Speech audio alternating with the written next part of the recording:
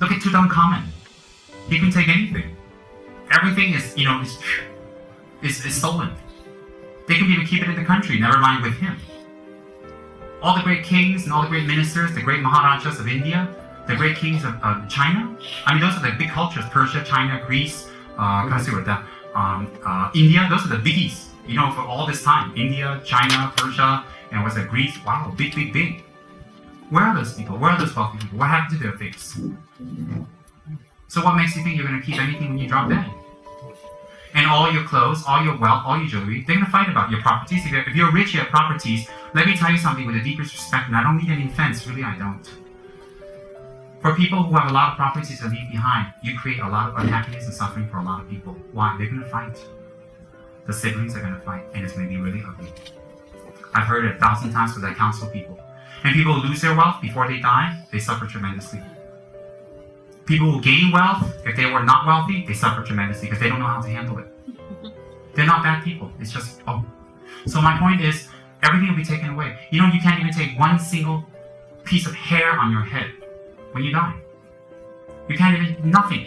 And there are stages of death, which I'll talk about in the future.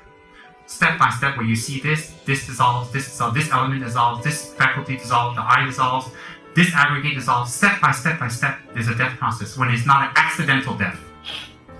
And even you reach the point where your earth element dissolves, you'll feel the earth have this kind of sinking feeling. You feel sinking. That's your earth element dissolving.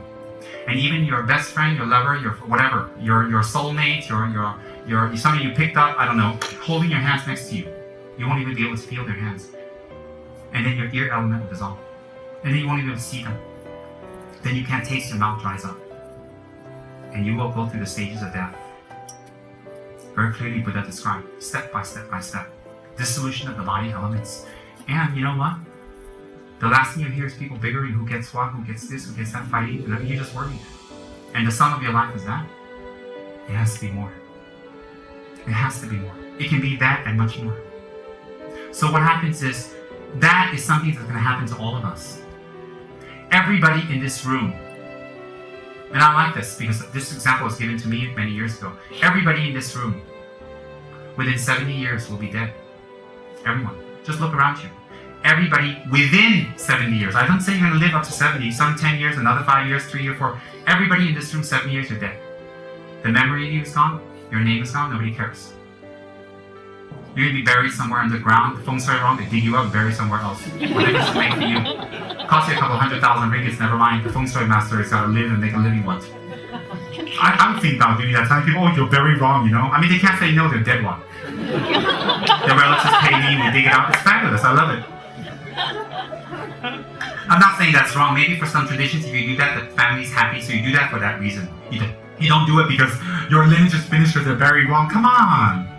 What about all your other ancestors, not your grandmother, grandfather, their father, where are they buried?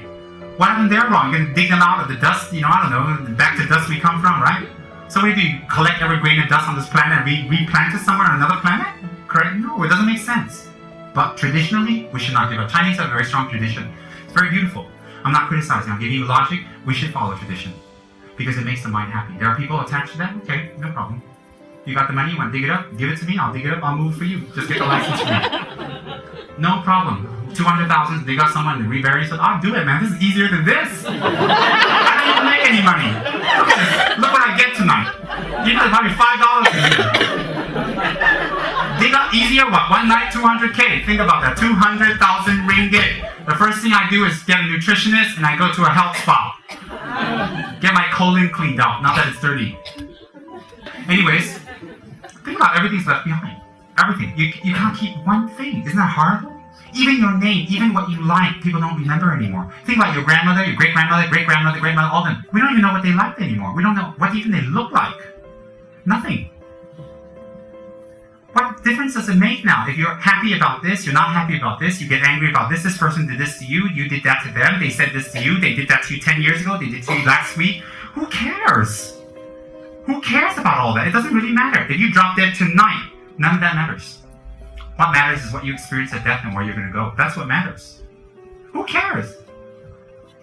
So your lover, your wife, your husband, your whatever is a monster. Monster, monster, monster, schmonster.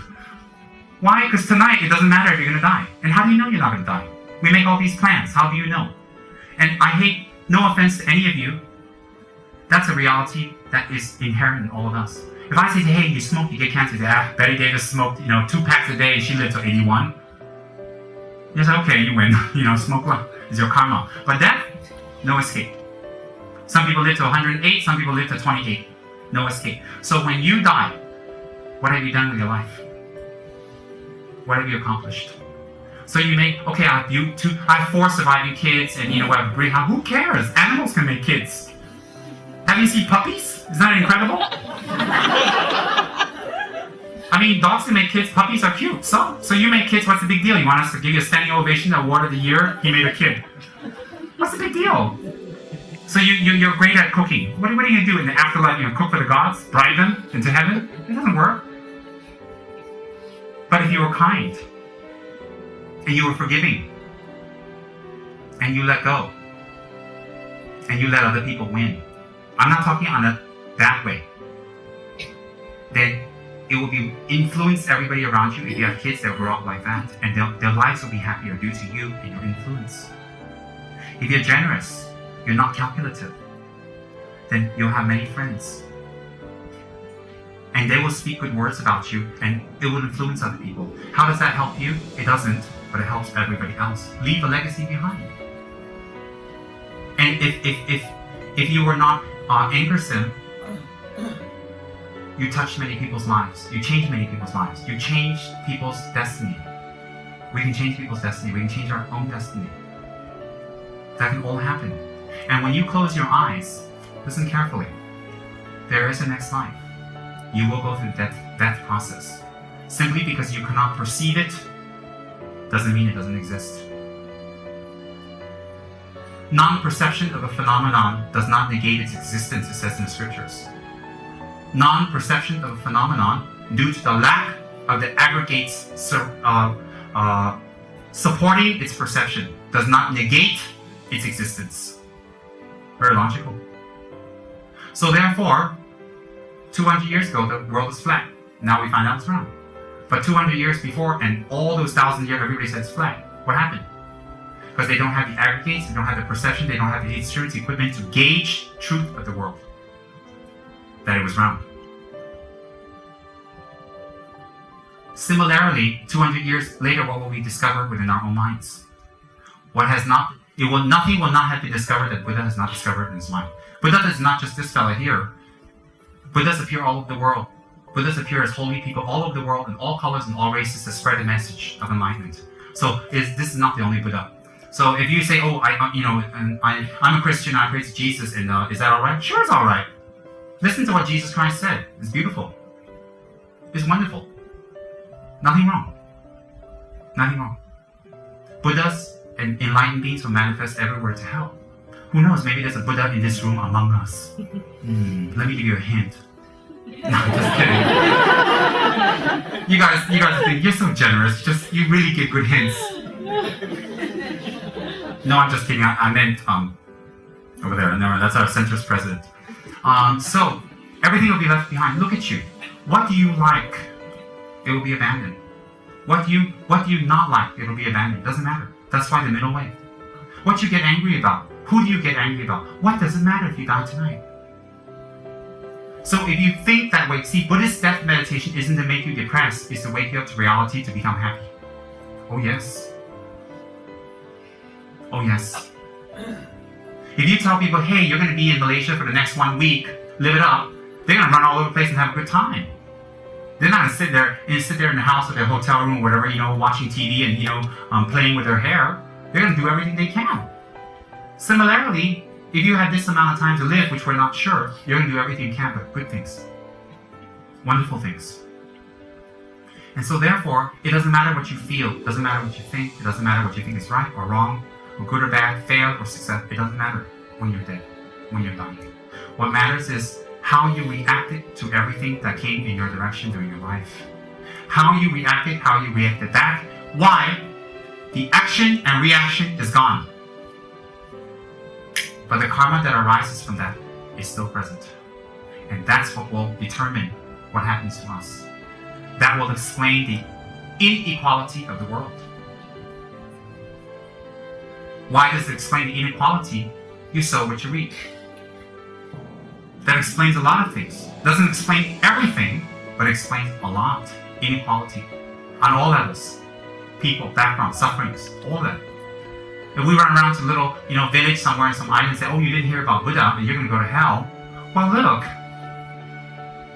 There was no opportunity for them to learn about Buddha. Why would they go to hell? If we run around somewhere and we're a little missionary and we tell them, oh, you didn't hear about Jesus Christ and take refuge in Jesus and get baptized, you're going to go to hell. Why? What about before year 2006, before Jesus appeared, everybody went to hell? That's so illogical. That is so scare you to death, I don't believe in that. I don't believe in fear. So it's okay.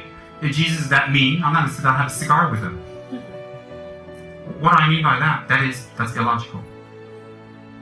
So what happens is when you die, nothing matters. No one matters. So that is the ultimate journey. Is to advance through your life. To leave a legacy of happiness, forgiveness, and kindness behind. And to leave a legacy of people that you've touched their lives with something positive. Not a lot of money, not a lot of a reputation and big names. Why? You want to spend your time on a big name, that's wonderful. When you die, it's gone. But if you spend your time on your mind, you can take that with you. So you guys are smart people. Don't you want to invest in something that has better returns? I do. I have fun. I'm not a holy man. But in limits and with control. Not control of guilt. Control of I know that this is not the ultimate way to happiness. I like to dance. I like to sing. I like to go out. I like to walk up and down the street, get whistled at. I like all of that.